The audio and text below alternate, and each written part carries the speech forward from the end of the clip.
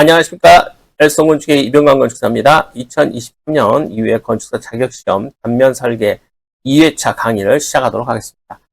앞에서 조건 3번까지 봤고요. 조건 4번 내용 보시면 단면 설계 조건 및 고려사항, 상세 설계 조건 및 고려사항 나와 있어요. 도면 어떻게 그려라는 뜻이죠. 채점을 어디를 하겠다는 뜻이에요. 표현 내용 요거 필수입니다. 꼭 확인해야 된다. 구조체, 그 다음에 단열, 방수, 마감재 등의 구성 요소를 고려하여 단면 상세를 계획한다. 먼저 써놨어요. 그러면 단면 상세를 계획한다는 뜻은 뭔 말이겠어요? 추가 도면이 그려질 것이고 이 도면에 대해서 나는 채점을 많이 할 테니 감안해라. 뭐 솔직히 말씀드려서 단면 상세부터 그려야 되는지 정말 고민이 됐던 부분이에요. 각 부분의 구성 요소의 상세를 표현하고 규격, 치수, 명칭 등을 표기한다. 이건 기본이죠. 그래서 앞에 있는 내용들을 꾸준하게 체크하는 거, 이런 훈련들 필요하다. 내용 확인됐고요.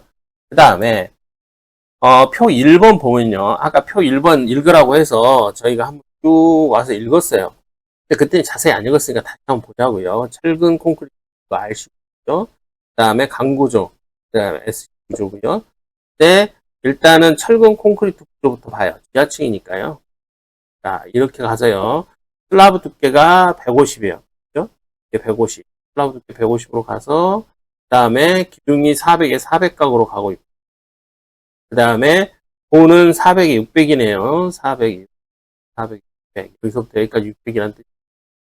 그렇죠? 그 다음에 지하층 외부 벽체는 두께가 400이고, 기초는 600입니다. 그려봐야겠죠? 그 다음에 강구조 보면요. 기둥이 H가 300에 300각이에요.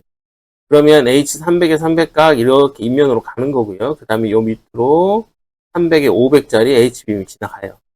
350에 150짜리 서브빔도 지나가는데요. 여기는 어디일까요? 캔티 부분이라든가 오픈 보강용으로 많이 썼겠죠. 그 다음에 슬라브는 데크 플레이트 150으로 그려져 있어요. 그래서 150으로 이렇게 표시하면 되고요. 그 다음에 중돌이, 강봉 이렇게 나와 있고, 강봉은 아까 어디 있어요? 행잉 스트레처에 쓴다고 했죠. 그 다음에 중돌이는 립으로서 H빔을 보강하면서 그 다음에 천정제에 많이 썼겠죠. 천정제. 그래서 H빔을 보강하는 천정제 쪽에 많이 써 있을 것이다. 참고하시면 되겠고요.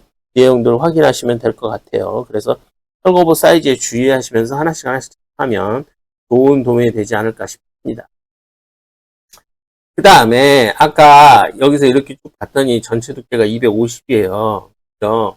이게 베란다 부분이거든요.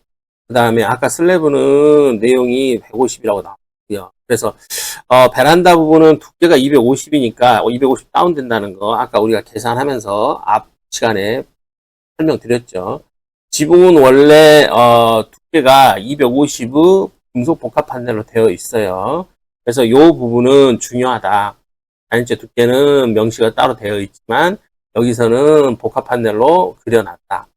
내부 마감은 아주 기본적인 거죠. 2층, 지상 1층, 지하 1층, 지상 1층의 벽체, 그 다음에 바닥, 지하층, 목재 플로링 뭐 이렇게 써져 있고요.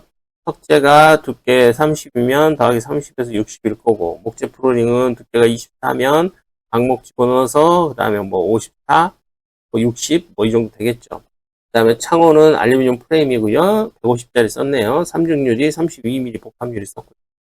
냉난방 중요한데요. 앞에서 EHP 나왔어요. 그래서 요게 사이즈가 얼마냐? 900에 900에 350다. 그래서 사이즈가 이렇게 된다.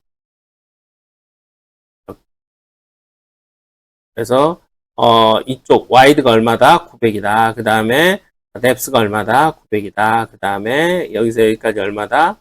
높이가 350. 누락 주의하시고요. 여기 빠뜨리면 큰일 난다. 주출입구 트렌치. 주출입구 트렌치는 유형 콘크리트 트렌치에 스테인리스 커버가 있는 건데 300에 300각이다. 그러면 요렇게 다. 근데 요게 여기서부터 여기까지 300, 여기서부터 여기까지 300, 스테인리스 커버 이렇게. 선원통은 스테인리스가 있는데 파이가 150짜리다. 그럼 어디 있겠어요? 어디? 지붕 부분하고 그 다음에 베란다 부분에 있겠죠. 단열재는 앞에 첫 번째 강의에서 한번 설명을 드렸습니다. 그래도 외워야 된다라는 거 말씀드린 게 뭐다? 압출보온판이 뭐냐? 하중받는 곳에서 외워야 된다. 다른 단면에도 나오면 무조건 압출 보온판이 2호다. 그러면 하중 받는 곳에 쓰는 거다. 그라스울 보온판은 불연재료 쓰다. 외벽에 쓴다. 그래서 그라스울 보온판은 외벽이라든가 이런 것에 불연재료, 촉감 방어구에 것이고, 압출 보온판은 무게 하중 받는 데 쓰는 것이다. 에우시라. 에우시. 그 다음에 이 조건은 에울 필요 없다. 이 조건은 주어질 것이다. 그래서 외기에 간접 면하냐, 직접 면하냐, 요것들은 기본적으로 머릿속에 알고 있고, 어떤 거실이 있는데, 거실의 외벽이 땅의 한쪽은 서 있고, 한쪽은 튀어 있다. 그러면 여기는 간접으로 면하는 거고, 요거는 직접으로 면하는 거.